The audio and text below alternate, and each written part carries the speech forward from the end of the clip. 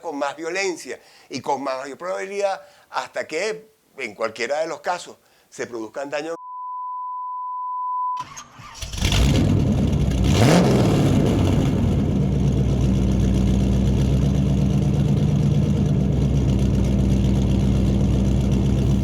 Hola a todos, les habla el Tucán Viajero, muchísimas gracias por estar aquí. Pistoneo es una palabra que se ha convertido en un término de uso cotidiano desde hace algún tiempo en nuestro país. Pero ¿qué es exactamente el pistoneo y cómo se genera este sonido tan característico en un motor? Hoy vamos a tratar de comprender un poquito mejor cómo se produce este fenómeno en un motor de gasolina y para ello vamos a empezar por repasar cómo es la combustión normal. Tenemos entonces que la combustión normal es un evento único que se inicia con el disparo de la chispa en la bujía durante la carrera ascendente del pistón en el ciclo de compresión, con un frente de llama o una explosión que se expande uniformemente en la medida que se quema la mezcla aire-combustible que está dentro del cilindro y genera la máxima presión después de que el pistón pasa al punto muerto superior, aprovechando al máximo el empuje de la explosión y generando así la mayor cantidad de trabajo útil posible. Lo podemos ver de otra forma en este gráfico. Aquí, en el eje de las ordenadas, tenemos la presión dentro del cilindro. En el eje de las abscisas o eje de las X, el ángulo del cigüeñal. Esta línea negra representa el punto muerto superior y esta línea roja el momento en que la chispa se produce en la bujía.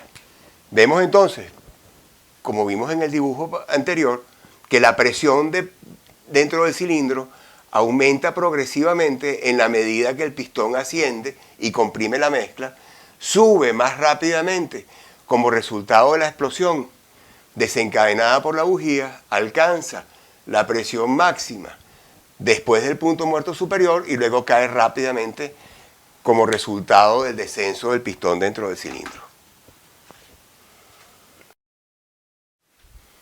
Ok, ahora sí estamos llegando al meollo del asunto, hablemos de pistoneo.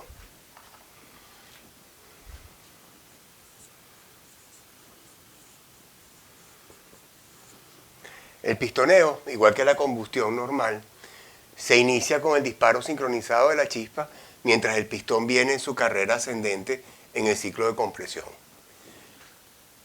El aumento de la temperatura, producto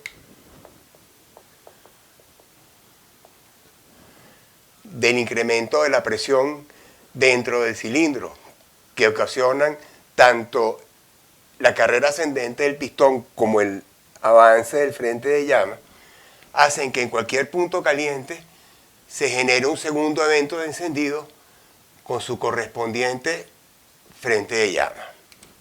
Estas explosiones casi simultáneas dan lugar a las ondas de choque aleatorias y caóticas, así como al sonido característico del fenómeno del pistoneo.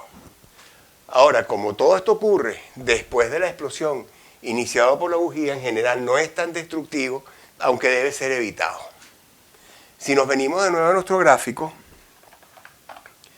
tenemos que durante el pistoneo, la presión nuevamente se incrementa progresivamente en la medida que el pistón comprime la mezcla dentro del cilindro, salta con más violencia y tenemos las variaciones de presión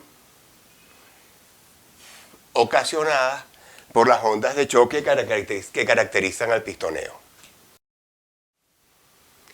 Cuando hablamos de pistoneo hace unos momentos dijimos que era relativamente inofensivo porque todo ocurre después del disparo de la bujía. Todo ese panorama cambia violentamente cuando hablamos de preencendido, que mucha gente también llama detonación.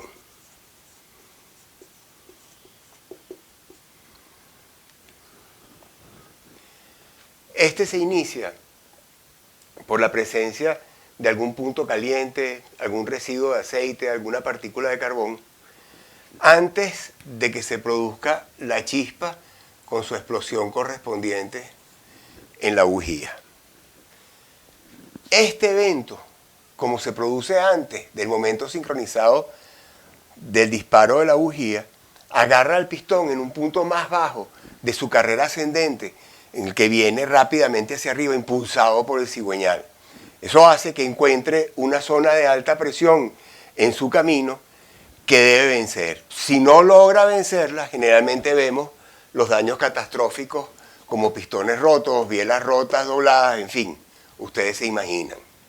El fenómeno del preencendido también da pie a lo que hoy en día se conoce como preencendido de baja velocidad o superpistoneo, que se da en los motores de nueva generación que son más pequeños, subturboalimentados, buscando mayor eficiencia, cosa que hace que operen a mayor presión y temperatura, lo que hace más probable este tipo de eventos. Si nos venimos a nuestro gráfico, vemos que una vez más la presión dentro del cilindro asciende en la medida que el pistón comprime la mezcla, pero inicia su carrera abrupta hacia arriba con el primer fenómeno de encendido que se ve potenciado con el disparo de la chispa de la bujía. Y alcanzamos nuevamente la presión máxima del cilindro, caracterizado por los picos locos de presión, consecuencia de las ondas de choque que ya discutimos cuando hablamos de pistoneo. Fíjense que aquí es interesante ver cómo esta área de alta presión que tiene que enfrentar el pistón antes de llegar al punto muerto superior e iniciar su carrera de descenso es el área, digamos, de alto peligro para producir los daños catastróficos que nos van a romper el pistón, doblar la biela y ocasionar los daños de que hablamos. En el caso inclusive de que el pistón logre vencer esa resistencia, justamente el trabajo de vencerla, el esfuerzo por subir antes de tener el ciclo de potencia, se va a reflejar en una pérdida de eficiencia, y es cuando notamos que el carro camina menos, tiene menos potencia y demás.